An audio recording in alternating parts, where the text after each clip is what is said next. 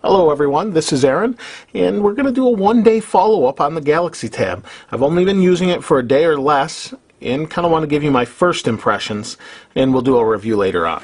So first of all, size actually isn't too bad. It is significantly smaller than the iPad, as you may have seen in the unboxing, and it's pretty nice overall. The design is decent. It does feel a little bit heavy and your hands get tired, similar to the iPad, but there's less cases available at this time with stands and that sort of thing. You can see the screen is highly reflective, and there's the camera there, and that's kind of to be expected with these touchscreen gloss devices. The usability is very nice. It responds nice. It feels very solidly constructed. The screen does not scratch very easy, but it is a fingerprint magnet all the way around. You can kind of see all, well, there you go. You can see all my fingerprints from just touching it, and I just wiped that off, so it's kind of bad there. Now I was going to call it a phone, but the tablet has actually not been activated yet. I was able to get by it by quickly sliding and hitting email really fast, and that got me back through past the activation just so I could use it, and I'm using it on Wi-Fi. It'll be activated later on, and I'll do some other tests and things on the screen here or on the video for you to compare some data speeds and that sort of thing. That'll be later. For now we're on Wi-Fi, and I'm a little ways away, but I have a couple bars and that's fine. So the interface is very similar to the Galaxy S or the Fascinate. Let's unlock it here. You can see it's got the clock with the dial and location and your apps across the bottom. Although there's room for some more apps, it's very similar. And it responds very well. And it's quite nice. Different screen though. You can see it's Super AMOLED on the Galaxy S and regular LCD on the Galaxy Tab, and I think that's pretty noticeable in person. It's not quite as vibrant, or the colors don't pop quite the same way. And it is definitely not sunny here, so this needs to update some. But regardless, we'll set the Galaxy S aside for now. So as you can see, it's got my location here. I'm in Baldwinsville, New York area. It's got the clouds. 63 degrees. That's, you know, kind of built into the Galaxy S series. Let's slide here. I've got the Facebook app or widget I installed, and these are kind of some stock applications they install. They leave a blank page. Now this is something I thought was a little bit interesting. As you see how this search here is to the left, the whole search bar. It's because they don't have a full width one. I'm not sure what the deal is with that, and hopefully that'll be changed soon. They have it centered on their little application for the daily briefing here, but it's not centered for your widgets, and you'll see that here as I put Twitter and Engadget. There's no way to center those that I can find. So you can kind of snap right or left. If I put it in the middle, it doesn't stay. So not a huge deal, but just something I thought I'd point out. I found interesting while playing around with it. Let's go into applications. So we have our browser applications and email. If we tap applications, you see it's their own view of, or Samsung's own view of the apps. They look very Apple-like with the background on here and the backing. Let me pull in here and you can see. And while I have this close like this, you can see the screen resolution's pretty good. You don't see a whole lot of pixelation and that sort of thing. It looks really nice. Now let's go out and back in to kind of show you the speed. I know some people asked me to do that before. And we've got a couple pages. These are mostly apps I've added: Zolotech, Google Sky, Listen, a Zelda soundboard, just playing around with some kind of general apps. That's pretty much it on this. I can't check out 3G mobile hotspot as this is not fully activated yet, but it will be tomorrow. So let's go back to home, and there we have our apps. Now the browser's pretty nice because Flash is built in. So let's go into the browser. Now this has swipe also, just like the Galaxy S does. So here's my site. It's going to load. And I only have a couple bars, so it may take a little bit longer than normal.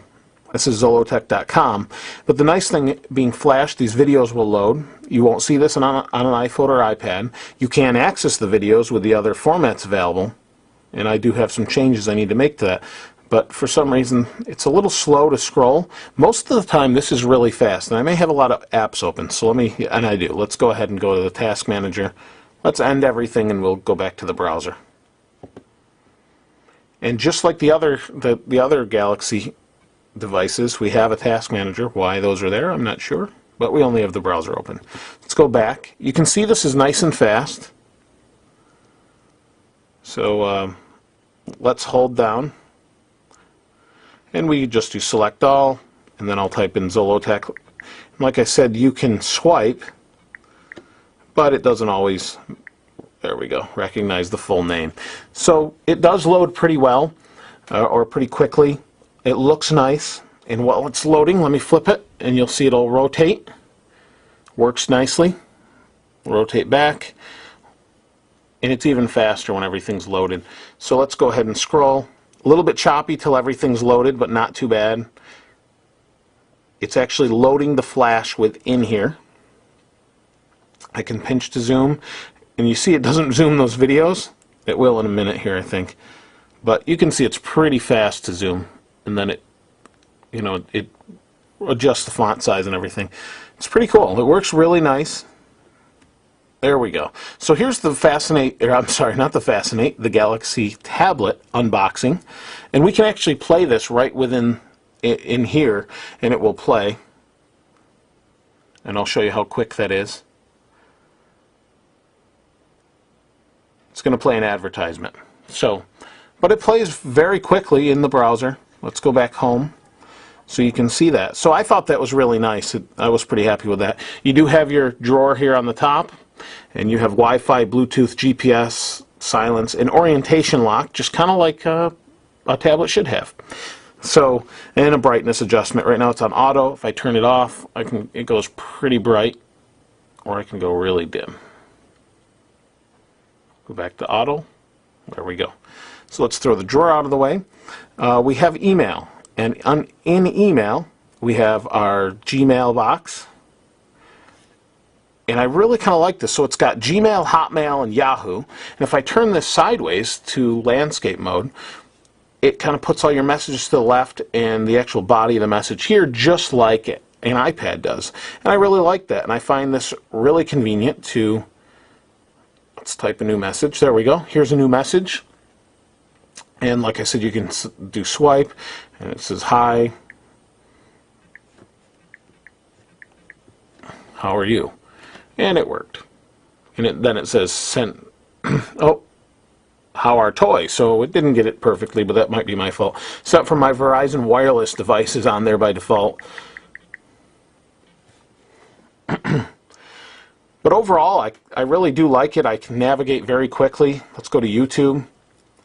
YouTube, I can navigate like my own videos here. Everything seems to, whoops, wrong thing. I don't want to search for Zumba. There we go. So here's, you can see how quick that came up, and I don't even have full strength from Wi-Fi. So here's a bunch of my videos. It will load and just keep loading. It will play very fast. Here's my Apple TV review. It switches to landscape mode. And it's loaded and good to go. I'm pretty impressed with it as far as speed goes. The multitasking is great, especially when you're in, say, a browser and you just want to go this way to something else. Or you can just hit back. I think the one thing that the Apple devices are missing is that back button. I think that makes all the difference in the world to be able to quickly get out of what you're in. And fully customized, this is pretty nice. We'll continue to take a look further. I do have to say that initial impressions, I do prefer the iPad just because of the size, and I can type on it because the keyboard. Oh, I should probably show you that. Let's go into an application. Of course, I'll have a full review, but let's go into a memo application, and we have no memos, so we'll type a new one. We'll rotate it. And that's the biggest you get. So I really can't type as fast. See, it didn't come out right. I really can't type that well with the size fingers that I have. Can't type that well on this as compared to the iPad, where I can actually kind of do this more than have to use one finger or so. That's probably not going to be a problem for a lot of you. It is for me. My biggest problem with the device so far is the cost. At $600 on Verizon is a little bit steep for what it is, I think. but for those looking for an Android tablet, you might find it very, very handy. I may change my mind once I've got that mobile hotspot going and activated, and I can use it on the go all over the place. I know you can do that with an iPad, but not the mobile hotspot. It's hard to say, as I can't use all the features yet, but first impressions, when I really wasn't that excited about it. I did want to try it out quite a bit, but I wasn't expecting it to be as good as it is. It's really fast and really nice. Music player. You know, I don't have anything in here right now, but everything just responds quickly, and I'm impressed with that, especially now that we have Flash. I think that's the big advantage this has. Still can't use Hulu, though, and that kind of stinks, but hopefully in the future. Otherwise, if there's anything else, like I said in the unboxing, you want to see, please let me know, and I'll be sure to show you that. I want to try and cover the best, most I could here. The camera works pretty well. It's just your standard Android camera, but 3.2 megapixels. I haven't tried the front camera yet. I've got a lot of things I need to try out yet, but just want to give you my first day impressions. They're good. I like it. And please feel free to comment, subscribe, and let me know what you think about this. This is Aaron. I'll see you next time.